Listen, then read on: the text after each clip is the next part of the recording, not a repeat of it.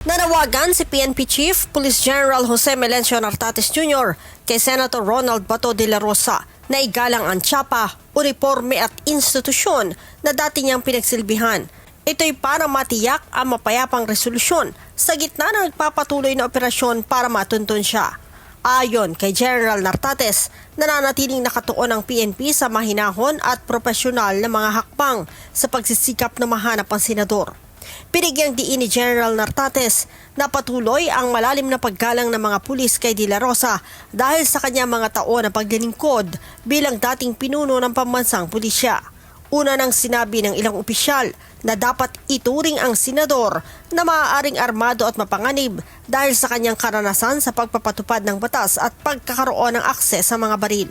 Gayunman, iginiit ng PNP na lahat ng kilos sa operasyon ay dapat manatili sa loob ng itinakdang operational protocols at pamantayan ng karapatang pangtao. Inatasan din ni General Nartates sa mga regional at local police units na pairalin ang pinakamataas na antas ng pagpipigil at iwasan ng hindi kinakailangan tensyon sakaling makasalamuha ang senador. Iginiit ng hepe ng PNP na patuloy na umaasa mga otoridad na mareresolba ito sa mapayapang sitwasyon. Leia Ilagan, UNTV, News and Rescue. Diyos ang aming sandigan, serbisyo publiko ang aming pinahahalagahan.